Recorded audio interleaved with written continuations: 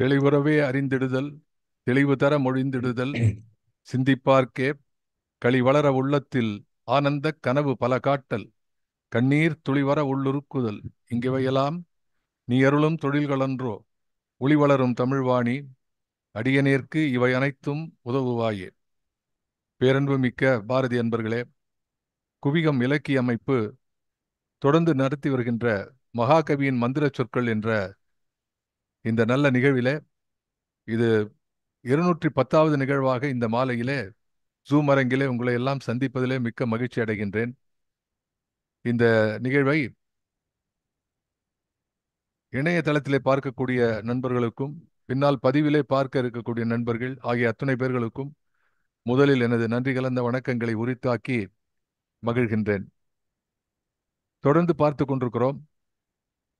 பாரதியினுடைய சக்தி என்ற பாடல் வரிசையை பார்த்து முடித்துவிட்டு இன்றைய தினம் காளி பக்கம் வந்திருக்கோம். அதுல என்ன என்பதை போன முறை பார்த்தோம். அருவமாக இருப்பவள் சக்தி, உருவமாக இருப்பவள் காளி. ஆப்வியஸ்லி சக்தினா எனர்ஜி, கண்ணுக்கு தெரியாது, பொருள் கண்ணுக்கு தெரியுது. ஆனால் காளி என்ற அந்த பொருள் உருவத்தை, காளி என்ற உருவத்தை பிசிக்கலா பார்த்த பாரதிக்கு first repulsive. He was repulsive to see the ferocious. எப்படி அந்த அந்த கொடூரமாக உருவகிக்கப்பட்ட அந்த காளியினுடைய உருவத்தை பார்த்து மனம் கலங்கி கதிகலங்கி போன பாரதி இப்படிப்பட்ட உருவம் இருக்க முடியுமா என்று பார்த்தான். பின்னாலே அந்த காளியை, அந்த கருமை நிறத்தை, அந்த காளியினுடைய வெறிகொண்ட காளி அன்னை என்று நினைக்கக்கூடிய இந்த காளியை இந்த நாட்டினுடைய அன்னையாக்கி மகிழ்கின்ற ஒரு நிலைக்கு அவன் தன்னை வளர்த்து கொண்டான். ஆக இதனுடைய அகச்சான்றாக விளங்கக்கூடிய பல பகுதிகள் இங்க இருக்குது. இது ரொம்ப ஆச்சரியமான விஷயம். இப்போ வந்து இன் poetry கிளாஸஸ், அந்த காலத்தில் poetry அனாலிசிஸ் இதெல்லாம் நான் வந்து சில இந்த புத்தகங்கள்லாம் படிக்கும்போது ஒரு காலத்தில் ஒரு 30-40 வருடங்களுக்கு முன்னாலே ஹவு டு ரீட் அ poetryன்னு வரும்போது ஃபர்ஸ்ட் டீகன்ஸ்ட்ரக்டிவ் poetry அப்படின்னு ஆரம்பிப்பாங்க. அதாவது ஒவ்வொரு செங்கல்லாக எப்படி ஒரு கட்டடத்திலே அதை உடைத்து எடுக்கிறோமோ அது போல கவிதையிலே ஒவ்வொரு சொல்லாக உடைத்து வெளியில எடுக்கணும், அதன் பிறகு அதை சேர்த்து பார்க்க வேண்டும் என்றெல்லாம் சொல்லுவார்கள். இங்க பார்த்தா இந்த இந்த காலமா வனத்தில் அந்த கோலமா மரத்தின் மீது காளி சக்தி என்ற பெயர் கொண்டு, இந்த பாட்டை படிக்கும்போது ஒரே நேரத்தில் வந்து பல விஷயங்கள் இதுல இருக்கு. ஒண்ணு, அது அடிப்படையில ஒரு நாட்டுப்புற பாடல். சுந்தரா சொன்ன மாதிரி அந்த காவடி சிந்து இருக்கிறதே, இந்த சிந்து பாடல்லாம் வழிநடை பாடல் என்று பேரு. இது என்ன வழிநடை பாடல்னா, இது உட்காந்து பாடுறதுக்குள்ள அவ்வளவு வசதி தேவையில்லை. ஏன்னா இப்ப நடந்து வேகமா ஓடிக்கொண்டிருக்கும் போதே அல்லது காவடி எடுத்துக்கொண்டு போகும்போது, காவடி எடுத்துக்கொண்டு செல்லும் போதே பாடும்போது நிறைய லூஸ் கேப்ஸ் இருக்கும். காலமாம்பனத்தில் அண்ட கோலமாமரத்தின் மீது, மறந்துட்டியா? கொஞ்சம் ஞாபகப்படுத்திக்கோ, மறுபடியும் பாடிக்கோ. காலமாவனத்தில் அண்ட கோலமாமரத்தின் மீது காளி சக்தி என்ற பெயர் கொண்டு ரீங்காரமிட்டுலவும் ஒரு வண்டு. எவ்வளவு ஆசுவாசம் பாருங்க. பேசிக்கலி நாட்டுப்புற பாடல்லாம் ஆனந்த பைரவியில தான் இருக்கும். மோஸ்ட்லி ஆனந்த பைரவி. அது மாதிரி டாக்டர் ராமநாதனுடைய ஆராய்ச்சியில வந்து மோகனம், அது மாதிரி மோகன ராகம். டாக்டர் சீதா அப்படின்னு ஒரு அம்மா இருந்தாங்க, very good researcher and musician. பொதுவா வந்து கர்நாடக ராகங்களை வந்து கர்நாடக இசை கற்றுக் கொடுக்கும் போது சாரி க மா பாத நீ சா சா நீ த பா மா க ரி சா, இது வந்து மலையமா, இது வந்து இது இது இது இதனுடைய ரேஞ்சு வேற. இந்த ராகத்துல தான் எல்லாம் சொல்லிக் கொடுப்பாங்க. இந்த ராகத்தை விட்டுட்டு அவங்க வந்து மோகனத்துல சொல்லிக் கொடுக்க ஆரம்பிச்சார். மாயாமாவுல கவுளன்னு சொல்றது ஏற்கனவே இந்த சரிகமா நம்ம பாடுறோமே, சாதாரணமா பாடுறது. சாதாரணமா பாடுறதுன்னா பல பேர் அது வந்து சாதாரணமா பாடுறாங்க. அது சுரத்தோட பாடணும், அது சாதாரணமா பாடக்கூடாது. அதை விட்டுட்டு மோகனத்தை கொண்டு போனாங்க. That is a step towards aligning your self to the நாட்டுப்புற பாடல். இந்த நாட்டுப்புற பாடல்ல வந்து நாட்டுப்புற பாடல் மட்டும் எழுதினா போறாது. அந்த சொற்களும் நாட்டுப்புற சொற்களா இருக்கணும். ஒரு எக்ஸாம்பிள் சொல்றேன். திருப்புகழ் இருக்கு. திருப்புகழும் சந்தம் அந்த மாதிரி ஒரு சந்தத்தை பார்க்கவே முடியாது. எல்லாம் பாஸ் மாஸ்டர் சங்கரையர்லாம் இருக்கும்போது அவர்கிட்ட கேட்கணும். அவர் போய் கிளாஸே நடத்திட்டு இருக்காரு அதுல. இயல் இசையுள் உதித வஞ்சி கயர்வாகி இரவு பகல் மனது சிந்தி துழலாதே உயர் கருணை புரியும் இன்பக் கடல் மூழ்கி உனை எனதுள் அறியும் அன்பை தருவாயே மயில் தகர்க்கலடையறந்தத்தினை காவல் வனச குர மகளை வந்தி தனைவோனே கையிலை மலை அணைய செந்திற் பதிவாழ்வே கரிமுகவனலே கந்த பெருமாளே. அப்படி போய் பக்கத்துல கையில முருகன் எடுத்து தாலாட்டுற மாதிரி இருக்கும். அந்த சந்தம் அருமையான சந்தம் இருக்குது. ஆனா வார்த்தைகள் கடினமா இருக்கும். அதுவும் மணிப்பிரவாளம். அது நான் ஒண்ணு சொல்லிடுறேன் இப்போ போற போக்குல. இந்த மணிப்பிரவாளம்னா பல பேர் இப்போ எல்லாத்துக்கும் யூஸ் பண்ணிட்டு இருக்காங்க. அதாவது பிரெஞ்சு இங்கிலீஷ் ரெண்டும் கலந்தாலும் மணிப்பிரவாளம் அப்படிங்கிறாங்க. That is not the original. Grammatically மணிப்பிரவாளங்கிறது என்னன்னா தமிழ் சமஸ்கிருதம் இது ரெண்டும் கலந்தாதான் அது மணிப்பிரவாளம். இல்ல தெலுங்கு வடமொழி. இந்த தென்னிந்திய மொழிகள், அதாவது வந்து வடமொழி என்பது அதனுடைய ஆரிஜின் வேற. இன்னைக்கு ரொம்ப பைலலாஜிக்கலா போயிட்டேன்னு நினைக்கிறேன். லிங்குவிஸ்டிக்கா போறேன். பட் ஏதோ ஒரு ஒரு மூடு அது சொல்லிடுறேன். தென்னிந்திய மொழிகளோடு வடமொழியான சமஸ்கிருதம் சேரும்பொழுது அதுக்கு பேர் தான் மணிப்பிரவாளம் சொல்லணும். மற்றபடி எல்லாத்துக்கும் மணிப்பிரவாளம்னா நம்ம வந்து அந்த மணி வந்து MONEOன்னு வச்சுக்கணும் தான். அது பிரவாளமா போறதுன்னு தான். ஆகவே அப்படிப்பட்ட வார்த்தைகள் இல்லாமல் பாரதி என்ன செய்கிறான்? எளிமையான வார்த்தைகளை போடுகிறான். அப்படி எளிமையான வார்த்தைகள் போட்டாலும் அதுல வந்து ஆழமான பொருள் இருக்க வேண்டும். அந்த பொருள் இருந்தா மட்டும் போறாது. காவடி சிந்துல இருக்கக்கூடிய அழகு வந்து இந்த முற்றதுகை. மேல ஒரு உண்டுன்னா இங்க ஒரு வண்டுன்னு வரணும். அதுல வந்து சில வார்த்தைகள் நான் சொன்னாரு. ரீங்காரம் சொல்ல முடியாது. ரீங்காரமிட்டுலவும் ஒரு வண்டு. It is inherent in the structure of the music. அதனால்தான் பண்ணெனப்படுவது பாடறிந்தொழுகல். தொல்காப்பிய சூத்திரம். எது பண் என்று சொன்னால் பாடறிந்தொழுகல். அந்த அந்த அந்த ஒழுக்கத்துக்கு ஏற்றது போல வரணும். சில சொற்களை பாரதிதாசன் வந்து பாரதிதாசன் வந்து பாரதிக்கு ஈக்குவலா சொல்ல முடியாது நான் சொல்ல மாட்டேன். பாரதியுடைய தாசர் அவரே வந்து நான் வந்து பாரதிக்கு ஈக்குவல் சொல்லிக்கல. இருந்தாலும் பாரதிதாசனுடைய ஹைட்ஸ். அன்பார்ச்சுனேட்லி பாரதியும் மறந்துடும், பாரதிதாசனையும் மறந்துடும். பாரதிதாசன் ஒரு பாட்டு எழுதுகிறார்கள். நிறைய இசைப்பாடல் எழுதுகிறார் பாரதிதாசன். அதுல ஒரு பாட்டு அவர் எழுதுவார். ரொம்ப சிம்பிள். அதாவது பாரதியோட இன்னும் சிம்பிளா போயிடுவார் அவர். ஒரு பல்லவி. ஆம் அவர்கள் போய்க்கொண்டிருந்தார்கள். என்ன சார் இது? உரைநடையா கவிதையா என்னது? ஆம் அவர்கள் போய்க்கொண்டிருந்தார்கள். இது அது அதனுடைய அவருடைய தொகுப்புல இருக்கு.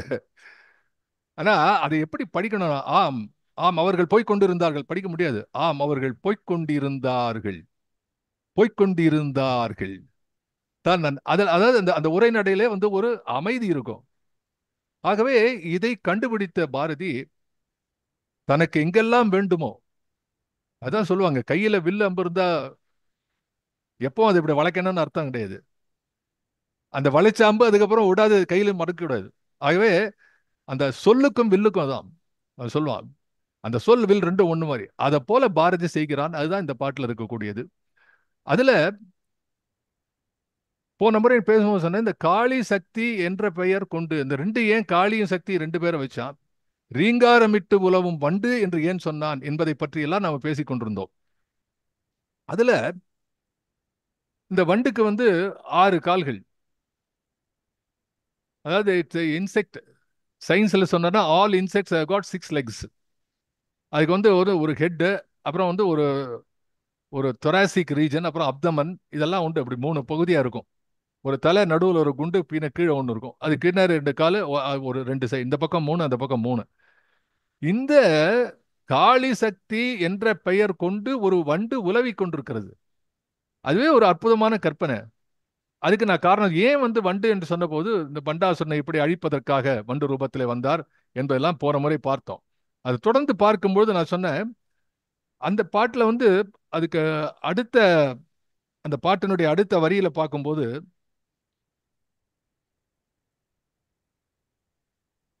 காலமாவனத்தில் அண்ட கோலமாமரத்தின் மீது காளி சக்தி என்ற பெயர் கொண்டு ரீங்காரமிட்டுலவும் ஒரு வண்டு தழல் காலும் விழி நீல வண்ண மூல அத்துவாக்கள் என்னும் கால்களாருடையதென கண்டு மறை காணும் மூனி ஓர் உரைத்தார் பண்டு. இப்போ பாரதி என்ன சொல்றான்? ஒரு சப்ஸ்டான்சியேஷன் பண்றான். ஒரு விஷயத்தை நான் சொல்றதுக்கும் இதை வாரா சொன்னார், இல்லைன்னா பரளி சொல்ல நெல்லையப்பர் சொன்னார், இல்ல பாரதி ஆய்வாளர் பேசும் மணி சொன்னார் என்று நான் சொன்னால் அதை நீங்கள் இன்னும் அழகாக ஏற்றுக்கொள்வீர்கள். அப்போ ஒரு அத்தாரிட்டி இது யாருடா சொன்னாங்க அப்படின்னு கேட்டா, அவன் சொல்றான், மறை காணும் முனிவோர் உரைத்தார் பண்டு. பண்டுன்னா பல காலம் முன்னாடி, பண்டைய, அதுல என்ன பண்டைய ஆட்சி, பண்டைய நாடு, பண்டைய கலாச்சாரம் இதெல்லாம் வருது பண்டு. அதுல விழி நீல வண்ண காலும் விழி தழல் காலும் விழி என்று சொன்னேன், ப்ளூ ஃபிளேம் என்று சொன்னேன். மூல அத்துவாக்கள் என்று சொன்னால் வழிகள், அதைத்தான் பத்தி போன முறை பேசிக் கொண்டிருந்தோம். அது என்ன என்று கேட்டால் அந்த அத்துவாக்கள், இதெல்லாம் பழக்கத்துல இல்லாத சில வார்த்தைகள், அதை நம்ம வழிகள் என்று புரிந்து கொள்ள வேண்டும். இத ராமலிங்க வள்ளலார் பாடுறார் ஒரு இடத்துல.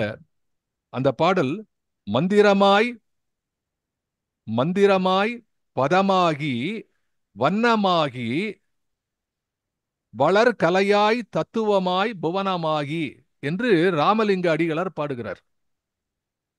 அது என்ன பாட்டு இதுன்னு பார்த்தா ஆரம்பிக்கிறது மந்திரமாய் பதமாகி வண்ணமாகி. அது ஒரு 3. இந்த 6 அத்துவாக்கள்ல முதல் 3 அத்துவாக்களா சொல்லக்கூடியது என்னன்னா வர்ணம், பதம், மந்திரம். இந்த 3. அதை தொடர்ந்து சொல்கிறார் வளர் கலையாய் தத்துவமாய் புவனமாகி. அப்ப இங்க என்ன 3 இருக்கிறது? கலை, தத்துவம், புவனம். அப்ப அதுல எப்படி அதை சப்ஜெக்ட பண்ணாங்க? அதுல ஒரு அழகு. எப்படி ஒரு வண்டுக்கு இந்த பக்கம் 3 கால், அந்த பக்கம் 3 கால் இருக்கிறதோ, அதே போல இந்த 6 அத்துவாக்களிலே இந்த முதலிலே சொல்லக்கூடிய வர்ணம், பதம், மந்திரம் இந்த 3ம் அதுக்கு என்ன பெயர் என்று சொன்னால் அது ஒலி வடிவமாக இருக்கிறது. ஆகவே இதை சப்த அத்துவாக்கள் என்று சொன்னார்கள். ஒலி சப்த அத்துவாக்கள் இந்த 3. இந்த பக்கம் இருக்கக்கூடிய கலை, அதுக்கப்புறம் புவனம், அதுக்கப்புறம் தத்துவம். கலை, தத்துவம், புவனம் என்ற 3ம் அர்த்த அத்துவாக்கள். அப்போ ஒரு பக்கம் சப்த அத்துவாக்கள், ஒரு பக்கம் அர்த்த அத்துவாக்கள். அதாவது ஒரு பக்கம் ஒலி, ஒரு பக்கம் பொருள் என்று 2ம் கலந்திருக்கிறது. அப்போ இந்த 6 3 ஒரு விதமாகவும் இன்னொரு 3 ஒரு விதமாகவும் இருப்பதை 6 கால்களுடைய வண்டாக குறிப்பிட்டதன் காரணம் இந்த 6ம் ஒன்று சேர்ந்து இயங்குகின்றன என்பதுதான். ஒன்றை விட்டு இன்னொன்று முடியாது. You understand? அதாவது இந்த சிம்பிள் ஓமை தெரியுது. இந்த வண்டுக்கு வண்டுல இருந்து ஒரு காலை பிச்சை எடுத்து தனியா போட்டா ஒர்க் ஆகுமா? ஒர்க் ஆகாது. இந்த உடலிலே அது இருக்கும்பொழுது இயங்குகின்றது என்றாலும் அதற்குள்ளே ஒரு சின்ன பிரிவினையை காட்டுகிறார்கள். இது சப்தம், அது அர்த்தம். அப்ப இந்த ஒலி பொருள், ஒலி அருவம், பொருள் உருவம். அருவம் சக்தி, உருவம் காளி. அப்ப காளி என்ற பெயர் கொண்டு சொல்லாம காளி சக்தி என்னும் பெயர் கொண்டுன்னு சொன்னதுக்கு காரணம், இந்த ரீங்காரமிடக்கூடிய வண்டுக்கு ஒரு பக்கம் சப்த அத்துவாக்கள், ஒரு பக்கம் அர்த்த அத்துவாக்கள். ஓ, எவ்வளவு நாலேஜா எழுதா பாருங்க. சும்மா சாதாரண விஷயம் இல்ல. காளிசக்தி என்ற பெயர் கொண்டு ரீங்காரமிட்டு உலவும் ஒரு வண்டு. ஒரு வண்டு தான், 2 வண்டு இல்ல, ஒரே வண்டு. அந்த வண்டுக்கு 6 கால், 6 அத்துவாக்கள். கால் என்றால் வழி என்றும் பொருளாகும். இதை பாடி முடிக்கிறான். இதை பாடின போது இதை கிடைப்பதில் அதை சொல்லக்கூடிய அழகு என்னென்றால், இதுக்கு எல்லாத்துக்கும் சாட்சியாக, சாட்சி பூதமாக மறை காணும் முனிவோர் உரைத்தார் பண்டு. வேதத்திலே கரை கண்டவர்கள், மறையிலே கரை கண்ட முனிவர்கள். வேதம் படித்தவர்னு சொல்லல, மறை காணும் முனிவோர்கள். மறை காணும் என்பது வினைத்தொகை. அந்த மறை காணப்படாத மறை, மறை என்று சொன்னால் தெரியாத அந்த விஷயத்தை எப்போதும் தெரிந்து கொண்டிருக்கும் கண்டினியூஸ் பிரசன்ட் டென்ஸ் என்றும் காணும் முனிவோர்கள். ரெடி ரெஃபரன்ஸ் அவர்கள்தான். அப்படிப்பட்ட முனிவர்கள் அல்லது ரிஷிகள் அவர்கள் சொன்னதனாலே இதை வண்டு ரூபத்தில் இருப்பதாக எடுத்துக்கொண்டு அந்த காலமா வனத்தில் அந்த கோலமா மரத்தின் மீது காளி சக்தி என்னும் பெயர் கொண்டு ரீங்காரமிட்டுலவும். அந்த ரீங்காரத்துக்கு என்ன பொருள் என்று சொன்னால், அதுதான் இந்த சக்தி உபாசனையில, சாக்த வழிபாட்டிலே அது பீஜ மந்திரம், பீஜாட்சரம் என்று சொல்லுகிறார்கள். எப்படி வந்து பிரம்மத்துல வந்து ஓம் என்று சொல்லுகிறோமோ, அதே போல சைவத்துல ஓம் என்று தான் சொல்கிறோம். அதே போல இங்க வந்து இந்த பீஜாட்சரம் ஹ்ரீம், ஹ்ரீம், ஓம் ஹ்ரீம் என்று சொல்லுதல. இதெல்லாம் பார்த்தோம். சரி, அடுத்தல வந்து நெக்ஸ்ட் நெக்ஸ்ட் லைன் என்ன பார்த்தா, அதுலயே அந்த பாடல்லையே அடுத்த வரி பார்க்கும்போது அதுவும் அதே அதே சந்தத்துல தான் போறது. மேலுமாகி கீழுமாகி வேறுள்ள திசையுமாகி விண்ணும் மண்ணும் மான சக்தி வெள்ளம் இந்த விந்தையெல்லாம் ஆங்கது செய் கள்ளம். எப்படி அவனுக்கு இஷ்டத்துக்கு வந்து எடுத்து பாருங்க. எதுக்கு அங்க மேல உள்ளம் கள்ளம். உள்ளம்னா என்ன அர்த்தம்? உள் என்றால் உள்ளே, அம் என்றால் அழகு என்று ஒரு பொருள் இருக்கிறது. அம் அழகு என்று பொருள். உள்ளே அழகாக இருப்பது உள்ளம். அந்த உள்ளத்திலே ஏன் அழகு இருக்கிறதுன்னு சொன்னால், அங்கதான் ஆன்மாவினுடைய ஜீவன் அங்கதான் இருக்கிறது. அந்த உள்ள சக்தி இருக்கு, வெளியில காளி இருக்கு. அந்த உள்ளம், அதான் உள்ளத்தினுடைய உள்ளம். எப்படி வந்து கடவுள் என்பதற்கு கடந்தும் இருப்பவன் உள்ளேயும் இருப்பவன் என்று காரண இடுகுறி பெயராக அது கடவுள் என்று வந்ததோ, அதே போல காரண இடுகுறி பெயராக வந்ததுதான் உள்ளம் என்பது. இந்த உள்ளிலே உள்ளே இருப்பது அது அழகாக இருக்கிறது. எப்படி வந்து இல்முன் என்பது முன்றில் என்று மாறுகிறது, இலக்கணத்துல சொல்லுவார்கள். இல்முன், இல்லத்துக்கு முன்னாலே இருக்கக்கூடிய அந்த ஏரியா இருக்க, அதை வந்து முன்றில், தாழ்வாரம் அல்லது இந்த மாதிரி இருக்கிற வீட்டோட போர்ட்டிகோ முன்றில் என்பார்கள். அது இல்முன். அதே போல இங்கே உள் என்பது உள்ளம் என்று மாறிவிட்டிருக்கிறது என்று இலக்கணத்திலே கூட எண்ணி பார்க்க முடியும். ஆகவே இதில் என்ன சொல்றான், மேலுமாகி கீழுமாகி வேறுள்ள திசைகளாகி. இப்போ வந்து he is going out of the, இந்த வண்டு பத்தி சொல்லியாச்சு, இந்த உருவகத்தை சொல்லி விட்டாச்சு. இதுதான் காளி சக்தி. இப்போ அடுத்து என்ன சொல்றான், இந்த காளி சக்தியினுடைய இயக்கத்தை சொல்லுகிறான். மறுபடியும் காளி சக்தி என்பதை மறந்து விடக்கூடாது. சக்தி என்பது இப்ப வந்து பிரம்மத்தை பற்றி பேசுறோம். பிரம்மம் என்பது அசைவற்றது. அந்த பிரம்மத்துல ஒரு பிரிவினை நேருகிறது. வேதம் பேசுகிறது, பிரம்மத்திலே ஒரு பிரிவினை நேர்ந்தால் அது எப்படி பிரிவினை வரும்? எது பிரிக்கும்? அகங்காரம். நான் என்ற அகங்காரம் பிரியும் பொழுது அது ஒரு ஜீவாத்மாவாக உருவம் கொள்கிறது. நான் என்பது ஒரு ஒரு உருவமாக, ஒரு துவைதமாக, இரண்டாவது நிலையாக அது வருகிறது. இல்லைன்னா அதெல்லாம் ஒன்னாதான் இருக்கணும். அப்போ இங்கே சொல்லக்கூடியது என்ன என்றால், மேலுமாகி கீழுமாகி வேறுள்ள திசைகளாகி. அப்போ வந்து இந்த பிரிவினை எப்படி வருது என்று சொன்னால், இந்த சக்தி இருக்கிறதே, மேலுமாகி கீழுமாகி, மேலே கீழே இருக்கும். இப்போ மேலே கீழே என்ன என்ன என்ன பொருள்? மேல ஆகாயம், விண்ணும் மண்ணுமாகி என்றது விளக்கத்தை பாரதியே கொடுக்கிறான். விண்ணும் மண்ணுமாகி. இந்த மேல கீழே இருக்கிறது வந்து திசைன்னு சொல்லக்கூடாது. திசை is not up and down. அது ஞாபகம் வச்சுக்கணும். திசை என்பது இந்த சைட்ல நம்ம சொல்றோமே, கிழக்கு மேற்கு, இவன் அஷ்ட திக்கை சொல்லுகிறார்கள். 8 திசைகள். அது வர மேலும் கீழும். மேலும் கீழும் என்பதை திசை என்று ஏன் சொல்லக்கூடாது என்று சொன்னால், அந்த காலத்திலே உங்களுக்கு தெரியும், இந்த ஆக்சிஸ்ல மாறிண்டே இருக்கும். இந்த அண்டங்கள், மேலுள்ள அண்டங்கள் கீழேயும், ஃபார் எக்ஸாம்பிள் பூமியை, சந்திரனை, சூரியனை எடுத்துக்கொண்டால் அது மேல இருக்கும் கீழே இருக்கும், போயிட்டு வருது. அதனால வந்து இந்த மேல் கீழ்ந்து அந்த நேச்சர்ல சொல்லணுமே ஒழிய, there is no permanency about what is up and what is down. And இந்த மேலுமாகி மேலுமாகி கீழுமாகி என்பது ஈரேழு புவனத்தை குறிக்கவில்லை. அது ஒண்ணு இருக்கு இல்லையா, 14 புவனங்கள், ஈரேழு, மேல 7 கீழே 7 என்று சொல்லுவாரு. அதுல சுதல இதல பாதாள என்றெல்லாம் வருகிறது.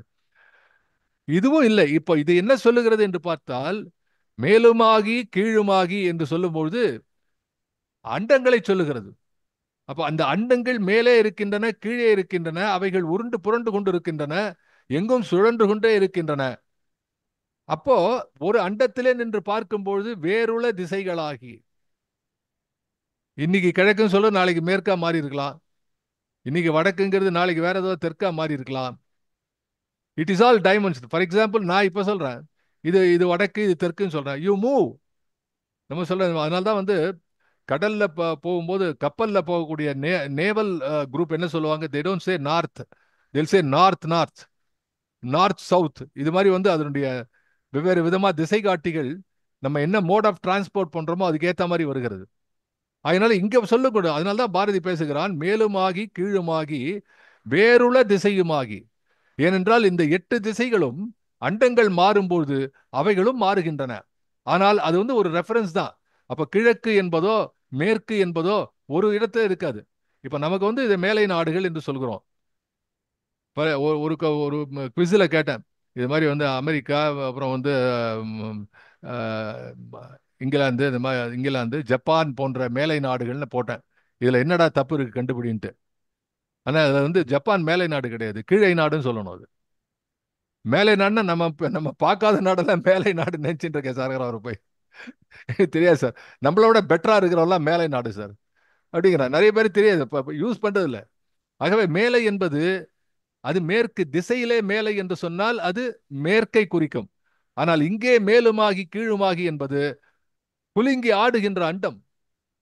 அதாவது ஒரு ஒரு கற்பனை, அண்டத்தை வந்து கையில காளி வைத்துக் கொண்டு அண்டத்தை துண்டாக்கி ஆடுகின்ற மாசக்தி அம்மானை போல ஆடுகின்றாள். ஒரு இளம்பெண் எப்படி அம்மானை பந்து வைத்துக் கொண்டு சங்ககால புலவன் காட்டுகிறானே அம்மானை, அதை போல காளி அண்டங்களை வைத்து ஆடுகின்றாள் என்பதுதான் காட்சி. அதான் சாக்த அந்த அந்த தத்துவத்தினுடைய அத்தனையும் அவள் தான் ஆண்டு கொண்டிருக்கிறாள். பாரதி அதுக்கு அத்தாட்சி, கையில போட்டு முத்திரை போட்டு கையத்துல எஸ் யுவர்ஸ் ஃபெய்த்ஃபுல்லி சாக்தன் அப்படின்னு பாரதி எழுதலாம். அதை தாண்டி வர முடியாது. நெத்தியில ஒரு குங்குமம் போட்டு வச்சு நான் அதை விட்டு போவே இல்லை. ஆகவே பாரதி அருமையாக எழுதுற அந்த இடத்துல மேலுமாகி கீழுமாகி வேறுள திசையுமாகி விண்ணும் மண்ணும் மான சக்தி வெள்ளம். இப்போ இந்த இந்த விண்ணு மண்ணு ஒரு ஒரு ஒரு பெரிய வெளியை நமக்கு சுட்டி காட்டுகிறான். பெரிய வெளி இருக்கிறது, இந்த பக்கம் ஒரு திசை அந்த பக்கம் ஒரு திசை, எல்லா திசையிலும் இது எல்லாத்துலயும் பரவி இருக்கிறதுன்னு சொன்னா எப்படிப்பட்ட வார்த்தையை சொல்ல வேண்டும்? அந்த இடத்துல என்ன சொல்கிறான்? சக்தி வெள்ளம் என்கிறான். விண்ணும் மண்ணும் ஆகி நின்ற அஹ், விண்ணும் மண்ணுமான சக்தி வெள்ளம். இப்போ ஒரு ஒரு கான்செப்ட் சொல்றேன் உங்களுக்கு. நமக்கு ஒரு கிட்டத்தட்ட ஒரு ஒரு 30-40 வாரங்களுக்கு முன்னாலே பரசிவ வெள்ளம் என்று பார்த்தோம். ஞாபகம் இருக்கா உங்களுக்கு? வெள்ளம். அங்க என்ன சொன்னான்? சிவ வெள்ளம் என்று சொன்னான். உள்ளும் புறமுமாய் உள்ளதெல்லாம் தானாகும் வெள்ளம் ஒன்றுண்டாம் அதனை தெய்வம் என்பார் வேதியரே. அப்ப அந்த தெய்வத்தினுடைய இன்னொரு பகுதி இங்க சக்தி வெள்ளத்தை சொல்றான். அப்ப சொன்னது ஆதி பராச இந்த ஆதி வெள்ளம். ஆனால் அது பாதி வெள்ளம், இன்னொரு பாதி சக்தி. அந்த சக்தி வெள்ளத்தை இங்க சொல்றான். விண்ணும் மண்ணும் ஆகி நின்ற இந்த சக்தி வெள்ளம் இருக்கிறதே, அது வெள்ளம் எங்கும் பரவி இருக்கிறது. பட் கைண்ட்லி ப்ளீஸ் நோட், வெள்ளம்னா ஃப்ளட் இல்ல அர்த்தம் இங்க. வெள்ளம் என்று சொன்னால் இதுக்கு வந்து இது எப்படி there is a word, சமஸ்கிருத வார்த்தைனா பிரவாகம் என்று சொல்லலாம். வாட் இஸ் பிரவாகம்? பிரவாகம் is a continuous flow, what we call as incessant, not discretely. டிஸ்கிரீட்ரி என்று சொன்னால் அதுக்கு தடங்களா போய் போய் நின்னு நின்னு போகும். இன்டர்மிட்டன்ட் இல்ல, it is incessant. A continuous flow need not be water. If you look into the dictionary you will find that பிரவாகத்துக்கு பொருள் என்னன்னு சொன்னா an action that is continuous, an action that is an unrestricted flow என்று சொல்ல. That flow can be anything. Air can be. What is the difference between a air and a wind? A wind is a moving air, அவ்வளவுதானே. It takes a dynamic position. அது காற்று வீச தொடங்குகிறது. அப்போ அது காற்றாகவும் இருக்கலாம், அது நீராகவும் இருக்கலாம், அது ஐம்பூதங்களிலே எது வேண்டுமானாலும் இருக்கலாம். ஆனா அந்த விண்ணும் மண்ணுமாக இருக்கும்போது அதுக்குள்ள போத சக்தி வெள்ளம் என்பதை, இந்த சக்தி வெள்ளம் இந்த 5 பூத தத்துவத்திலே உள்ளடக்கக்கூடிய தத்துவமாக நீங்கள் வைத்துக் கொள்ள வேண்டும். அதனால வெள்ளம்னு வந்த போது அது வந்து நம்ம உடனே வந்து வெள்ளம் தண்ணி இருக்க இந்த ஃப்ளட்ஸ் நம்ம எல்லாம் மேல முதந்துட்டு இருக்கோம். அதுல வந்து சின்ன ஒரு ஆள் இல்ல, அதுல ஒரு கிருஷ்ணர் உட்காந்துருப்பார் வெண்ணெய் எல்லாம் வச்சு. இது மாதிரிலாம் நம்ம வந்து we should not go on imagining all those things. இவன் அதை எழுதல இந்த இடத்துல. ஆனா அந்த வெள்ளத்தை தாண்டி அவன் எழுதக்கூடிய விஷயம் என்ன? விண்ணும் மண்ணுமான சக்தி வெள்ளம் இந்த விந்தையெல்லாம் ஆங்கது செய் கள்ளம். Another concept. ஒரு பாட்டுல சாதாரண ரெண்டு சொற்களினாலே அவன் எப்படிப்பட்ட ஒரு தத்துவத்தை சுட்டி காட்டுகிறான். ஆஃப்டர் ஆல் இந்த தத்துவங்கள் எல்லாம் புரிந்து கொள்வதற்கு ஒரு பெரிய விஷயமே இல்லை. அது சாதாரணமா இதான் வார்த்தைகள் நாம் புரிந்து கொள்வோம். இது அது இது மாயை இது என்ன சொல்லலாம். But to experience that with your with your innards, with your heart and feeling and emotion, அதை உண்மையா பார்க்கணும் அது எப்படி வருது அப்படின்னு. அப்ப என்ன சொல்றான், இந்த உள்ளம் இருக்கிறது, இந்த மாசக்தி வெள்ளம், இந்த விந்தையெல்லாம் ஆங்கது செய் ஆங்கது செய் கள்ளம். ஆங்கு அதுனா இங்க அது எது, அந்த அது என்பது சக்தி வெள்ளம். அந்த சக்தி வெள்ளம் செய்யக்கூடிய கள்ளம் தான் அது. அப்படி ஒண்ணு இல்ல, அந்த இல்லாததை இரண்டாக காட்டுகிறது. தட் மீன்ஸ் இந்த ஒன்றிலிருந்து ஒன்று பரம்பொருள், அதிலிருந்து எல்லாம் பிரிந்து வருகிறது என்று பாரதி பல இடங்களில் எழுதுகிறார். நான் சுட்டிக்காட்ட இருக்கிறேன். பாரதி வரிகளை தான் படிக்க போறேன் இப்போ. ஆகவே இதை பார்க்கும்பொழுது மேலுமாகி கீழுமாகி வேறுல திசையுமாகி, அதை புரிஞ்சுருங்க. விண்ணு மண்ணும் மானசக்தி வெள்ளம், இந்த விந்தையெல்லாம் ஆங்கது செய் கள்ளம். இந்த கள்ளத்தை ஏன் செய்கிறது? கள்ளம் என்று சொன்னால் இங்கே மாயை என்று வைத்துக் கொள்ள வேண்டும். அது ஏன் செய்கிறது? அந்த விந்தையான கள்ளத்தை ஏன் செய்கிறது? என்னெல்லாமோ இருக்கிற மாதிரி திசைகள் இருப்பது போல, மேல் கீழ் இருப்பது போல, அண்டங்கள் எல்லாம் குலுங்கி ஆடுவது போல ஒரு continuous flow, that itself is மாயை என்று சொல்கிறார். அது சக்தியினுடைய மாயை. வேதமாயதன் முன்னுள்ள நாதமாய் விளங்கும் இந்த வீரசக்தி வெள்ளம் விழும் பள்ளம் ஆக வேண்டும் நித்தம் எந்தன் ஏழை உள்ளம். இது பாரதியுடைய ஒரு சூப்பர்லேட்டிவ். இது எங்க இருந்தா பிடிக்கிற வார்த்தை உள்ளம் பள்ளம், இல்ல அருமை. But there is enough meaning in it. There is a pregnant meaning about. There's so much to munch.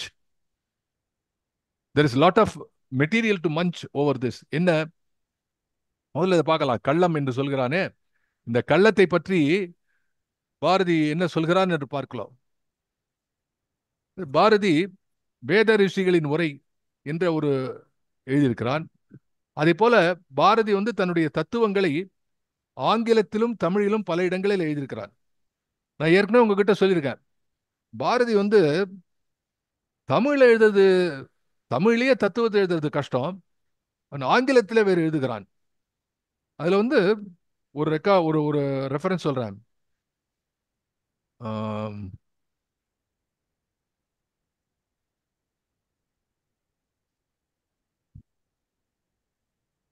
Bharathi 1919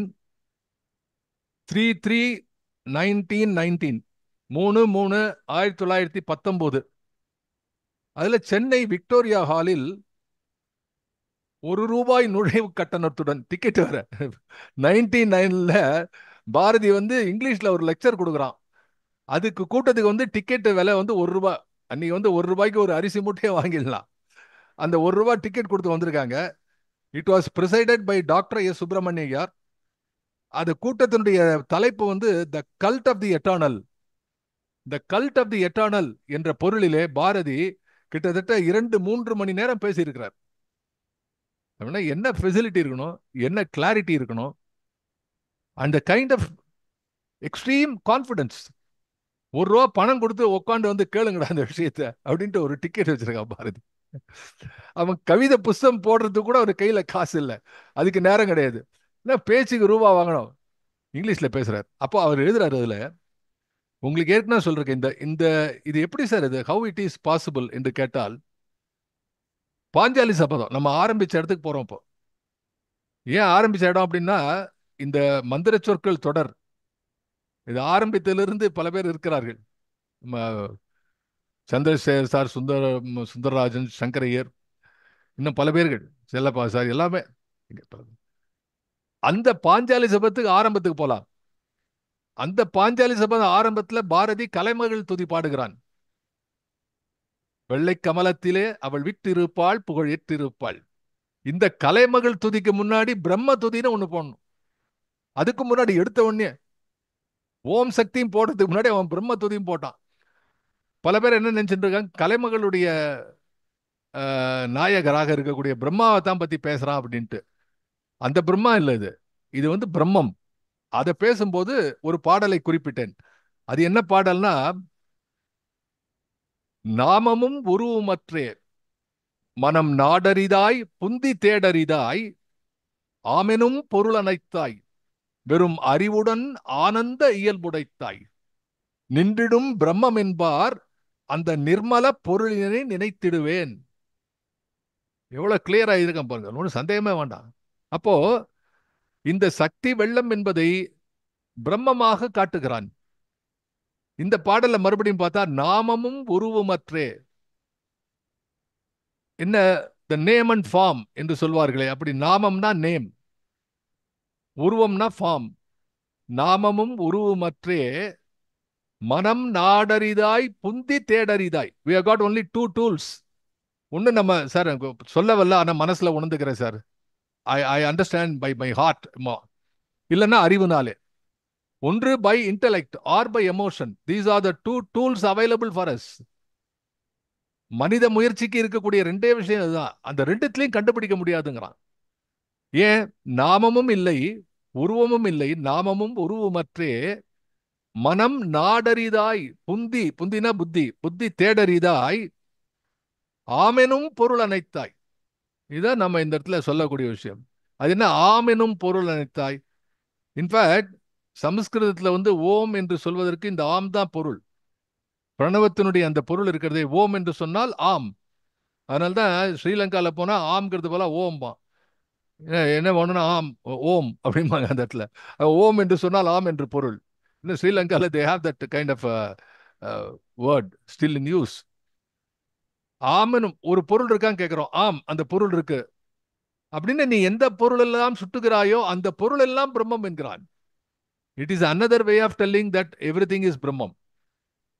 இதே விஷயத்தை தான் இரண்யகசிபு பிரகலாதன் கதையில பார்க்கிறோம். எங்க இருக்கிறார் ஹரி என்றால் ஹரி எல்லா இடத்துலயும் இருக்கிறாங்கிறான். இஸ் எவ்ரிவேர் என்று சொல்வதை தத்துவார்த்தமாக பாரதி எப்படி சொல்றான்? ஆமெனும் பொருள் அனைத்தாய். என்ன இந்த இந்த எங்க சேர் இருக்கா? ஆம் சேர் இருக்கு. அங்க என்ன எலி ஓடுறதா? ஆம். அங்க ஒரு மலை இருக்கிறதா? ஆம். எதையெல்லாம் நீ ஆம் என்று ஒத்துக்கொள்ளுகிறாயோ அது பொருளாக இருக்கிறதோ அத்தனை பொருளிலும் இந்த பிரம்மம் இருக்கிறது. ஆமெனும் பொருள் அனைத்தாய் வெறும் அறிவுடன் ஆனந்த இயல்புடைத்தாய். இதை நான் வந்து ரொம்ப ரசிச்ச பாராட்டின இடம். You go through that my old record. அங்கேயும் இந்த மாதிரி தான் ரொம்ப ரொம்ப ஆனந்தப்பட்டு பேசியிருப்பேன். வெறும் அறிவுடன் ஆனந்த இயல்புடைத்தாய். அறிவை வந்து வெறும் அறிவன் தான் பாருங்க. இப்படிலாம் சொல்றதுக்கு வந்து ஒரு துணிச்சல் வேணும்ல. வெறும் அறிவுடன் ஆனந்த இயல்பு. People look for only bliss, happiness, Joy. இதெல்லாம் வெவ்வேறு மீனிங் இந்த வேர்ட்ஸுக்கெல்லாம். Happiness, Joy, piece. அப்போ நிம்மதி என்று சொல்றோம், அமைதி என்று சொல்லுகிறோம். அதை விட ஆனந்தம், ஆனந்தம் இஸ் அல்டிமேட். அனந்தத்திலிருந்து வருகிறது ஆனந்தம். யார் ஒருவன் அனந்தம், அதாவது அந்தம் என்ற முடிவில்லாத அனந்தத்தை யார் உணர்ந்து கொள்கிறார்களோ அவர்கள் ஆனந்தத்தை அடைகிறார்கள். எனவே வெறும் அறிவுடன் ஆனந்தம், ஆனந்த இயல்புடன், அதுதான் இயல்பு. அந்த ஆனந்தம் இருக்கிறது. அது எப்போது வருகிறது என்று சொன்னால் இந்த அறிவு வெறும் அறிவு. It is only tag. For example, suppose you have got a visiting card. You are somebody, you are a director or a CEO somewhere. The visiting card do not make you. The man or the woman behind, they are the meaningful executor of this particular designation and dignity, not the mere visiting card. அப்போ அறிவு என்பதும் அடையாளங்கள் என்பதும் அதை தாண்டி பின்னாலே செயல்படக்கூடிய சக்தியிலே இருக்கிறது என்பதை பாரதி மறுபடி சுட்டி காட்டுகிறான். எத்தனையோ இடங்கள் இது போல. அறிவுடன் ஆனந்த இயல்புடைத்தாய் நின்றிடும் பிரம்மம் என்பார் அந்த நிர்மல பொருளினை வணங்குகின்றேன். சாரி, நிர்மல பொருளினை நிறைத்திடுவேன். அப்போ அதுதான் பிரம்மம். அது என்ன? நிர்மல பொருள் என்று சொன்னான். நிர்மலம் என்று சொன்னால் களங்கம் இல்ல, நிஷ்களங்கம். நிர்மலம், எந்த விதமான குறையும் இல்லாதது. அப்போ அந்த எல்லாருக்கும் ஏதாவது ஒரு குறை இருக்கிறது. நமக்கு வந்து மனசுக்குள்ளேயும் குறை இருக்கு, வெளியிலையும் குறை இருக்கு. வயசாக வயசாக மேல குறையிறது, உள்ளேயும் குறையிறது. ஆகவே இந்த இந்த குறைபாடுகளில் இருக்கக்கூடிய மனிதன் இருக்கிறானே, இந்த எந்த விதமான குறையும் இல்லாதவன் யார் என்று சொன்னால் அவன் தான் இறைவன். அந்த இறை பொருளை ஒரு தத்துவம் வைத்துக் கொண்டோம். சார் அப்ப இறைவனை பார்க்கணுமா இல்லையா, அது வேற ஒரு கட்சி. இறைவன் பாத்தீங்களா இல்லன்னு we are not talking about இது. உலகமே ஒத்துக்கொண்ட கான்செப்ட் என்னன்னா, there is something that is a governing power that is existing. அது எல்லாவற்றிலும் இருக்கிறது. அதற்கும் it is the boundary crosses anything that is basically nationality, religion, caste, creed, the economic status. It crosses everything. Bharathi எழுதுகிறான், இருக்கக்கூடிய தெருல ஓடக்கூடிய பன்றி, ஈ, கொசு, இது எல்லாத்திலும் இருக்கக்கூடிய ஒன்றுதான் என்று எழுதுகிறானே. அதை எப்படி சொல்வான்? வெவ்வேறு விதமாக சொல்லிக் கொண்டிருக்கிறான். அதுதான் ஏன் அப்படின்னா, கேட்டாரு, என்ன சார் எல்லாம் ஒரு வாட்டி சொல்லி நிறுத்த வேண்டியதானே, வெவ்வேறு விதமா சொல்றானே அப்படின்னா, ஏன் சார் எல்லாம் ஸ்வீட் வேணும்னா ஒரு படி சர்க்கரை எடுத்து அப்படியே வாயில போட்டு போனேன். ஒரு ஸ்வீட்ல ஸ்வீட் தான் எல்லாமே, ஆனா அதுல ஒரு வேரியேஷன் தேவை இருக்கு. அது போல பாரதி என்ன நினைக்கிறான், பல இடங்களிலே சொல்லி கொண்டு வரும்போது ஒரு இடத்திலாவது புரிந்து கொள்ள மாட்டார்களா, வெவ்வேறு விதமா சொல்லி பார்க்கலாம் என்பதை நினைக்கிறான். ஆகவே அங்க சொன்னதை தான் மறுபடியும் இங்கே சொல்லுகிறான். அது மட்டுமல்ல, பாரதியாருடைய மை ஜேர்னல் ஆஃப் தாட்ஸ் என்று பாரதி எழுதுகிறார். அதுவும் ஆங்கிலத்தில் எழுதுகிறார். My journal, my my journal of thoughts and deeds. என்ன வார்த்தை சார் இதெல்லாம்! 1920க்கு முன்னால, 1919 எங்கேயோ போய் படிச்சுதான். What is the meaning of this my journal of thoughts and deeds? ஒன்றும் இல்லை, டைரி. இந்த டைரிக்கு பேர் என்ன வச்சிருக்கான்னா, the journal of thoughts and deeds. அப்பதான் நமக்கு புரியுது, ஓ டைரியில நம்மளுடைய நினைப்பதையும் நான் என்ன செய்தோங்கிறதையும் எழுதணும் அப்படின்னு. நினைச்சது ஒண்ணு, நடந்தது ஒண்ணு. என்ன ஒரு பாட்டு வருது அந்த மாதிரி, நான் நினைக்கிறதெல்லாம் எழுதுறான். அதாவது ஒண்ணு நடக்காத விஷயத்தெல்லாம் டைரியில எழுதி வச்சுருக்கான். ஏன்டான்னு கேட்டா, சார் பிற்காலத்துல எனக்கு அப்புறம் இதுதான் சார் இருக்கும், நான் இல்லாதது இதுவாவது ஒழுங்கா இருக்கட்டும், நான் இல்லைன்னா அப்படிங்கிறான். அதனால சொன்னார், சுயசரிதை எழுதுறது இல்லை சார், சுயசரிதை. Rajaji was very very particular. Rajaji கிட்ட கேட்டாங்க ஒருத்தர், நீங்க ஏன் சார் இந்த மாதிரி ஆட்டோ பயோகிராஃபி எழுதல அப்படின்னு. அவர் சொன்னார், எல்லாத்தையும் எழுதினா எல்லாருக்கும் பிடிக்காது, எல்லாருக்கும் பிடிக்கிற மாதிரி எழுதினா அதுல உண்மை இருக்காது அப்படின்ட்டாரு. உண்மை எழுதினா யாருக்கும் பிடிக்காது, எல்லாருக்கும் பிடிக்கும் மாதிரி எழுதினா உண்மை இருக்காது அப்படின்ட்டார். ஆகவே இத்தனை குறைபாடுகள் மத்தியிலே பாரதி எழுதுகிறான், my journal. It's a great British English. My journal என்பது எழுதக்கூடியது. ஜேர்னல் என்று சொன்னால் இதழ். இப்போ ஜேர்னல் சொன்னா நம்ம பத்திரிகை தான் நினைச்சுட்டு இருக்கோம். பலவிதமான பொருள் இருக்கிறது. My journal of thoughts and deeds, அதாவது அவனுடைய சிந்தனை சிதறல்கள். அதுல ஆமெனும் பொருளனைத்தாய் என்றால் உள்ள வஸ்துகள் யாவுமாகி என்பது பொருள்.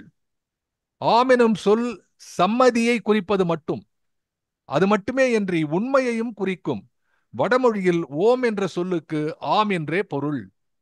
எழுதி வச்சிருக்கான் Bharathi. Wherever there is going to be some need of explanation, Bharati writes about it.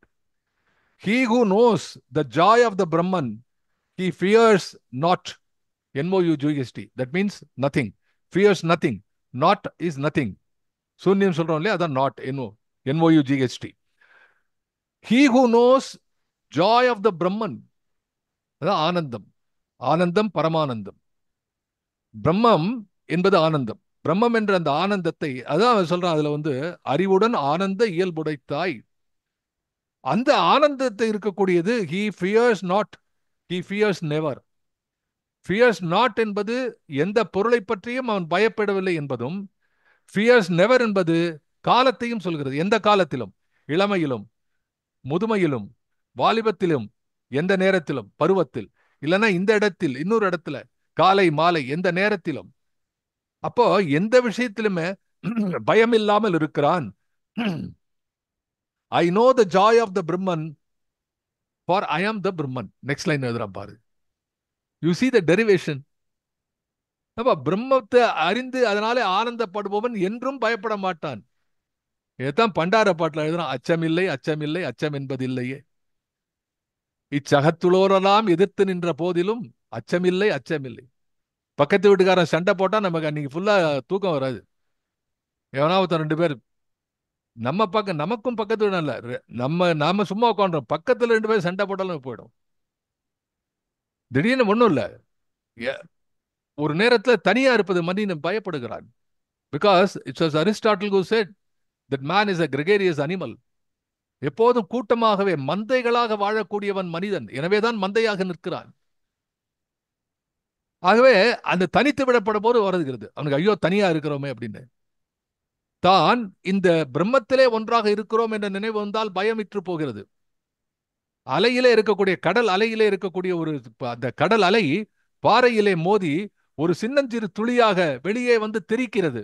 மணலிலே தன்னை மடித்துக் கொள்கிறது, வெயில் அதை உறிஞ்சிக் கொள்கிறது. ஆனால் அது தன்னுடைய உருவான இடமான கடலிலே இருந்தால் அதை என்ன செய்ய முடியும்? அந்த நீர்த்துளி என்பது இந்த கடல் அலைத்துளியில ஒரு பகுதி அந்த பிரம்மத்திலே ஒன்று என்று சொன்னால் அதை என்ன செய்ய முடியும்? அதுதான் சக்தி என்கிறான். இதுதான் பாரதி வந்து சக்தியில எழுதுகிறான். மறுபடியும் படித்து காட்ட வேண்டிய இடம். அதுல சொல்றான், அது இந்த வெள்ளத்துல, இந்த சக்தி வெள்ளத்திலே ஞாயிறு ஒரு குமிழியாம். ஞாபகம் இருக்கா உங்களுக்கு? அதை இப்ப படிச்சு காட்டுறது. அப்போ இத சொல்லுகிறான், being filled with me or the Atman, this body and this mind shall convey all my glorious power to the rest of the world for the amelioration, upheaval and protection of the later. ஆகவே இங்கேயும் என்ன செய்கிறான்? இப்படிப்பட்ட உயர்ந்த நிலையிலே எண்ணி பார்க்கக்கூடிய விஷயங்களை இது இந்த உலகத்துக்கு பயன்படக்கூடியதாக, அமிலேரேஷன் சொன்னா அப்பீஸ்மெண்ட், அமிலேரேஷன் டு ஹெல்ப் அதர்ஸ், பிணி நீக்கல்.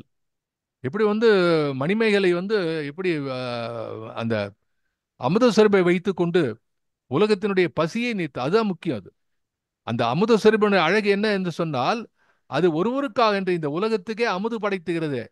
பிணி நீக்கல், அந்த பிணி போகிறது. இன்ஃபேக்ட் முன்னாடி கூட நான் உங்களுக்கு சொல்லியிருக்கேன், அந்த காலத்துல வந்து நாப்பாவுடைய மணிப்பல்லவம் போன்ற வரலாற்று நாவல்கள் எல்லாம் படிக்கும்போது அதுல எனக்கு முதல்ல ஆச்சரியம். அவர் எழுதும்போது ஆதுர சாலை என்று எழுதுவார். பல்லவர் காலத்திலும் சமரர் காலத்திலும் ஆதுர சாலை. என்னடா ஆதுர சாலைனா? அது hospital. Hospitals are known as ஆதுர சாலை. If you call something as hospital, where hospitality is a root word, you cannot charge. இப்போ ஹாஸ்பிட்டபிலிட்டி இருக்குன்னு சொன்னா அங்க சார்ஜ் எப்படி கொடுக்க முடியும்? இதோட மோசம் என்னன்னா சர்வீஸ் சார்ஜ்னு போடுறான். சர்வீஸ், சர்வீஸ்னா சேவை, சேவைனா வந்து எதையும் எதிர்பார்க்காமல் கொடுக்க வேண்டியது.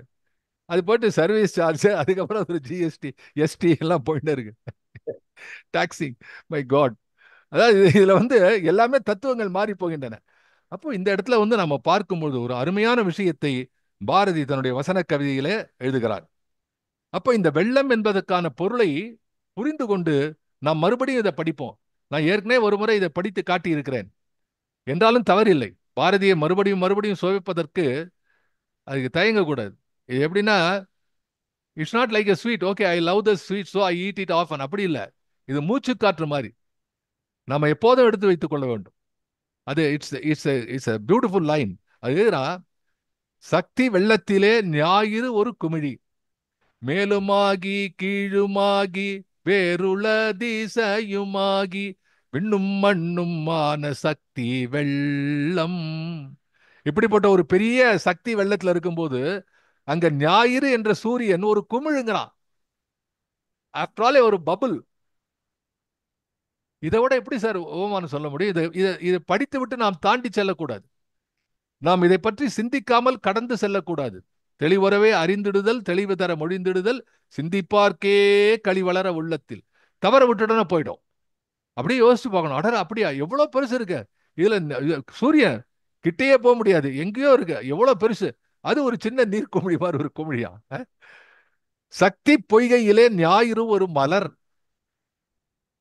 பின்னாடி வருது பொய்கை என்ற ரெஃபரன்ஸ் வருது இதுலயா.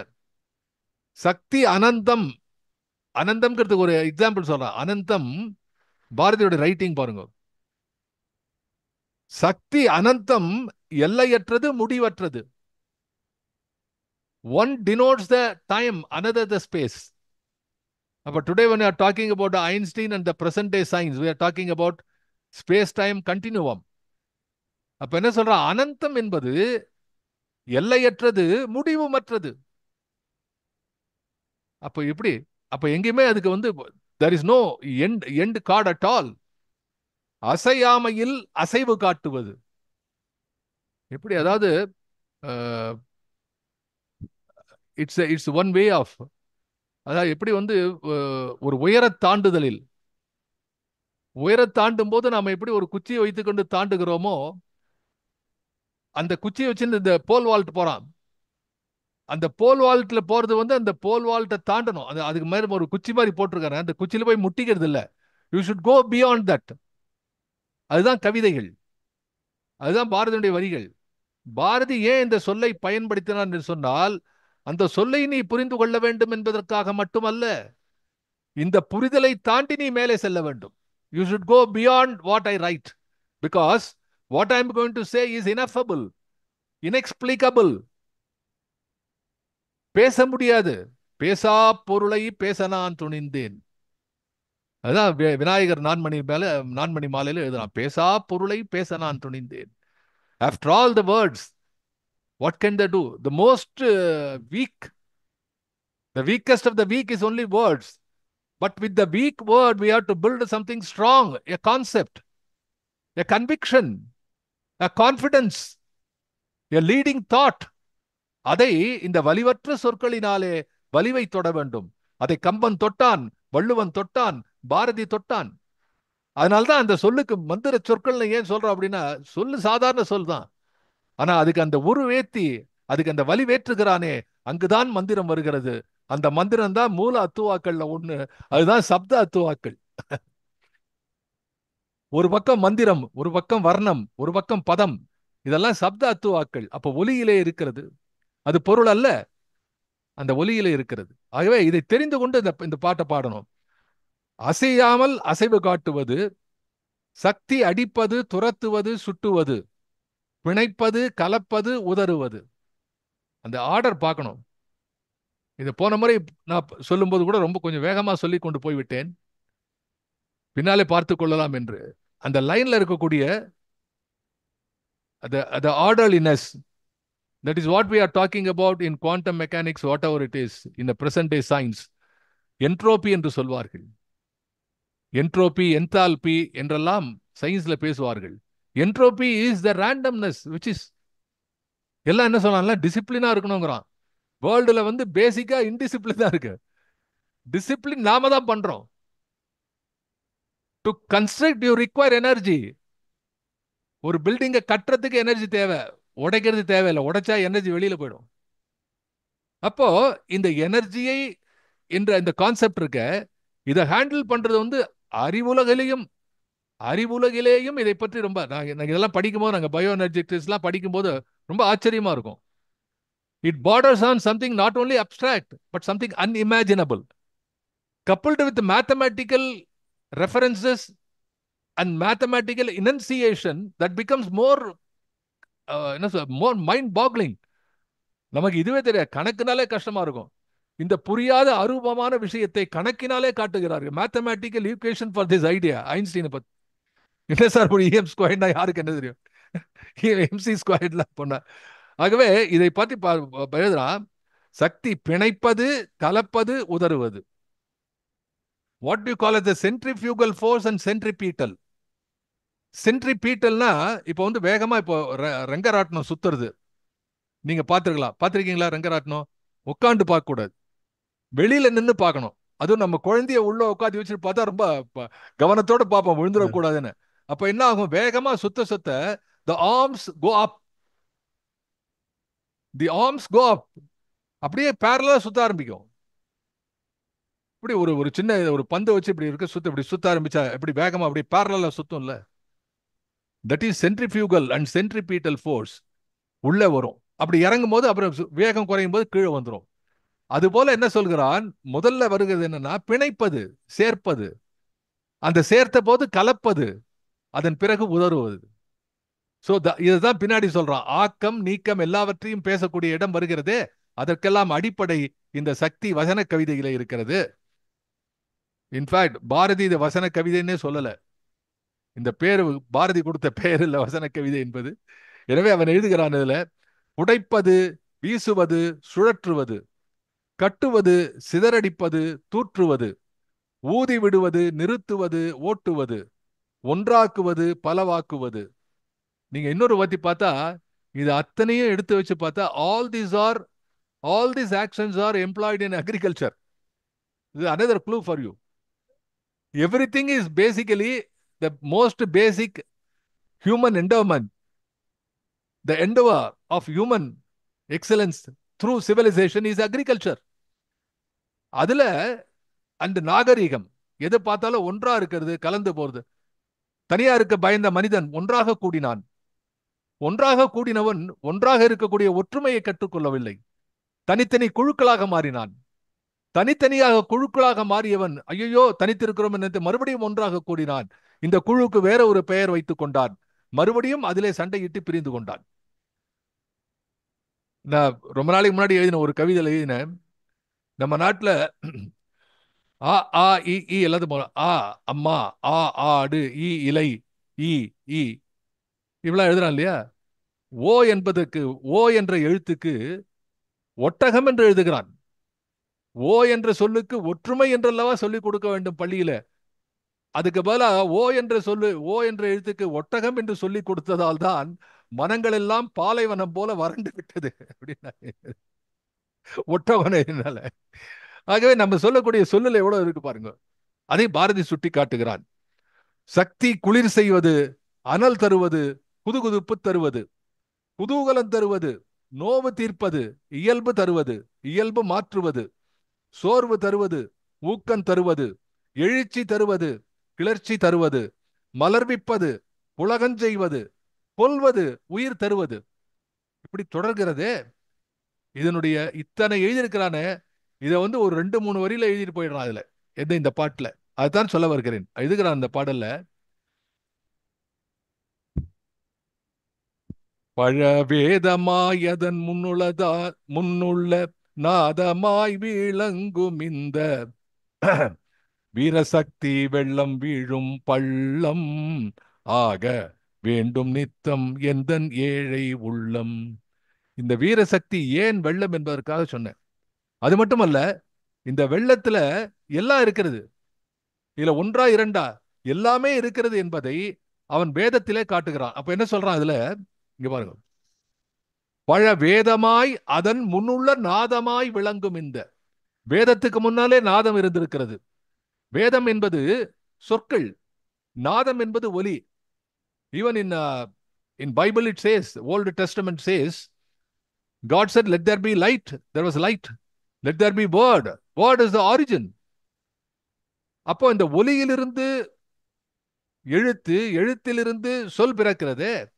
இப்போ வேதமாய் அதன் முன்னுள்ள நாதமாய் விளங்கும் இந்த வீரசக்தி வெள்ளம் விழும் பள்ளம் ஆக வேண்டும் நித்தம் எந்தன் ஏழை உள்ளம். இப்போ இதுல ஒரு கான்செப்ட் இருக்கு, சொல்லிட்டான் இல்லையா? இது அழகான முற்றதிகை. உள்ளம், பள்ளம், வெள்ளம் என்று வருகிறது. இந்த வெள்ளம் எங்க வருகிறது? பள்ளத்துல வரும்.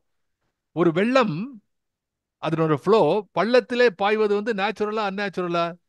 நேச்சுரல். அப்போ இந்த வெள்ளம் வர வேண்டும் என்று நீ எதிர்பார்க்க உன்னை தயார் செய்து கொண்டால் போதும், வெள்ளம் ஆட்டோமேட்டிக்கா வந்துடும். வெள்ளமே நீ வா என்று வரவேற்க. there is no gradient. வீட்டுல கீழேந்து டேங்க்ல, மாடியில் இருக்கிற டேங்க்ல ஏத்துறதுக்கு தான் மோட்டார் வைக்கணும். அது கிரேடியன்ட் இருந்தா தன்னாலே தண்ணி கீழே ஓடி வரும். அதை போல இந்த ஏழை உள்ளத்தை மாற்றிக்கொள்ள வேண்டும் என்கிறான். எல்லாம் சரி சார், ஏன் ஏழை உள்ளம் அப்படின்னா? Is there anything economic about it? ஏழை உள்ளம்னா ஏங்கி நிற்கக்கூடிய உள்ளம். சக்தியை எதிர்பார்த்து அந்த அன்னையாக விளங்கக்கூடிய அந்த அரும் பெரும் பொருளை மனம் நாடரிதாய் புந்தி தேடரிதாய் என்று சொன்னானே, அப்படிப்பட்ட ஒரு அற்புதமான பொருளை வேண்டுமென்றால் நீ ஒரு பள்ளம் போலே உன்னை மாற்றிக்கொள்ள வேண்டும். அந்த வீர சக்தி வெள்ளம் அது அங்க விழும். அது மட்டுமல்ல, ஒரு குறள் இருக்கிறது, திருக்குறளை சொல்லாமல் என்ன சொல்லுவது? திருக்குறள் தான் எல்லாத்துக்கும் ஆதாரம். உடையார் முன் இல்லார் போல் ஏக்கற்றும் கற்றார். அவர்தான் கற்றவர். கல்லார் கடையறே கல்லாதவர். எப்படி கற்றுக்கொள்ள வேண்டும்? ஒரு வாத்தியார் ஆரம்பிக்கிறார், இதான் அகர முதல. சார் தெரியும் சார், அந்த காலத்துல முத்துலட்சுமின்னு ஒரு ஆக்ட்ரஸ், அந்த நகைச்சுவை ஆக்ட்ரஸ், அவளும் தங்கவேலும் ஒரு ஒரு இது இருக்கும், பல பேருக்கு தெரிஞ்சிருக்கும். அது அவன் சொல்லுவான் பொண்டாட்டிக்கிட்ட, இன்னைக்கு பூரி பண்றியா அப்படிமா. தெரியுமா? தெரியும். இந்த முதல்ல மாவு எடுத்து அதான் தெரியுமே. அதை எடுத்து பிசையணும், அதுதான் தெரியுமே. அப்புறம் அது தெரியாது. கடைசியில் அது உருட்டுக்கிட்ட ஐ கால். அதாவது என்.எஸ். கிருஷ்ணன், அது மாதிரி கே.ஏ. தங்கவேலு, இவர்களுடைய காமெடி எல்லாம் வந்து லாட் ஆஃப் சென்ஸ் வருது. அது மாதிரி வந்து இதுக்கு அடுத்து என்ன நமக்கு தெரியாது. அப்போ உடையார் முன் இல்லார் போல், எப்படி பெரிய பொருள் இருக்கக்கூடிய எதுவுமே இல்லாத ஏழை கொடுங்கள் என்று தாழ்ந்து கேட்பானோ அதை போல உடையார் முன் இல்லார் போல் ஏக்கற்றும் கற்றார். வள்ளுவன் எப்படி சொல்றான் பாருங்க. அப்படி இருக்க வேண்டும் என்பதற்கு சொல்றான் ஏழை உள்ளம் என்று சொல்கிறான். அதுல இன்னொரு சொல் இருக்கிறது. இந்த வீரசக்தி வெள்ளம் விழும் பள்ளம் ஆக வேண்டும் நித்தன் நித்தம் என்ற ஏழை உள்ளம். அந்த நித்தம் என்று ரொம்ப முக்கியமான வரி. It should be a continuous process. All this actuality he is talking about. parallel பாருங்க, இது வந்து தத்துவம், அதுவும் சாக்தத்திலே இருக்கக்கூடிய தத்துவம். இந்த தத்துவத்தை பாரத நாட்டு மக்களுடைய பண்பாக மாற்ற விழுகிறான். I don't have time to read through that. In the next program I will read it. எப்படி லௌகிக ஒழுக்கத்தை வேதாந்தத்திலிருந்து கொண்டு வரப் போகிறேன் என்பதை பாரதி பேசுகிறான். அதனுடைய அடிப்படையை சொல்லுகிறான். அப்போ வேண்டும் நித்தம் இந்த உள்ளத்தை பள்ளமாக வைத்துக் கொள்ள வேண்டும், புறந்தள்ளக்கூடாது. அதாவது ஒரு தாய்மை, ஒரு தாய்க்கு ஒரு குழந்தை இருக்குன்னு சொன்னா என்னைக்குமே அது குழந்தை தானே. கொஞ்ச நாளைக்கு அப்புறம் அந்த குழந்தை தாயா மாறிடுமா? அது என்றும் தாய். அதுபோல இந்த இந்த சக்தி வெள்ளத்தை ஏற்றுக்கொள்ளக்கூடிய பள்ளமாக எனது நித்தம் எந்த உள்ளம் இருக்க வேண்டும். அந்த பள்ளமாக, அந்த பள்ளத்திலே எப்படி அந்த தண்ணீர் அப்படியே வந்து விழுகிறதோ அதை போல இது வந்து விழ வேண்டும் என்பதை சொல்லுகிறான். வேதமாயதன் முன்னுள்ள நாதமாய் விளங்கும் இந்த வீரசக்தி வெள்ளம் வீழும் பள்ளம் ஆக வேண்டும் நித்தம் எந்தன் ஏழை உள்ளம்.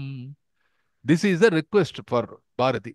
அப்ப முதல்ல இருக்கக்கூடிய வரிகள்ல வந்து காளியினுடைய உருவத்தையும் சக்திக்கும் காளிக்கும் உள்ள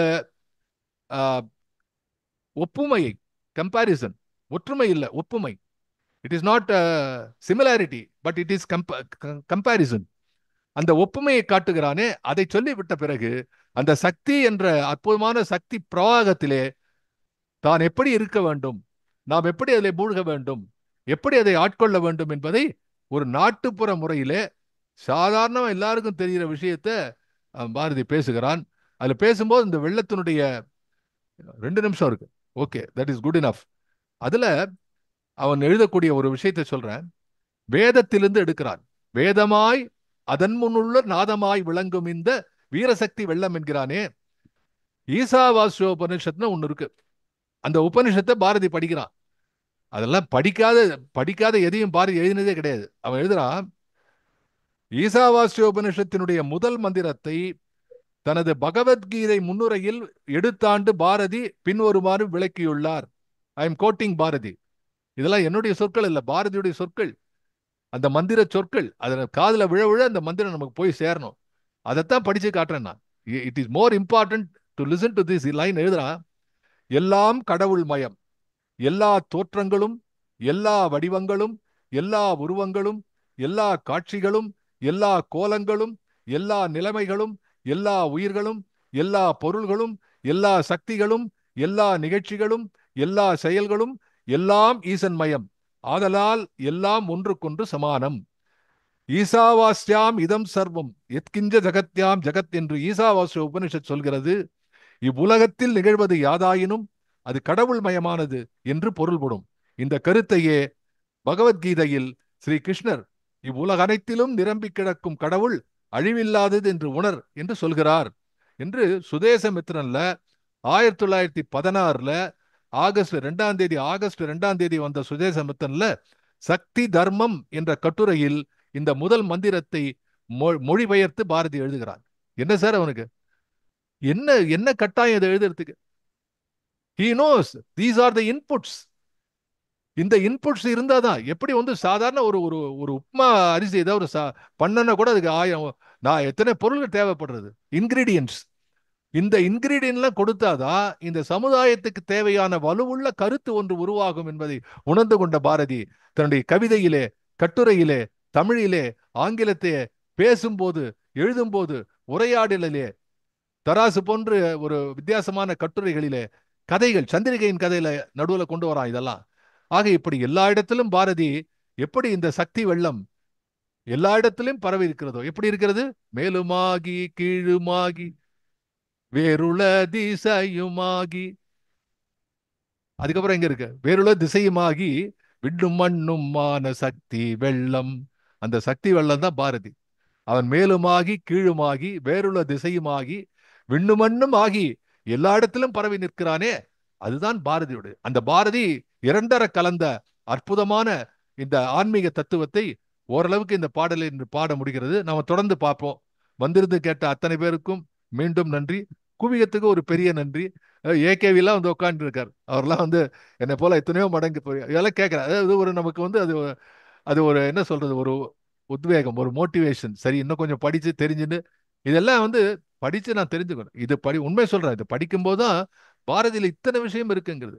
அதனால இந்த மந்திர சொற்கள் என்ற ஒரு மிக அருமையான தொகுப்பு சேர்ந்து கொண்டிருக்கிறது.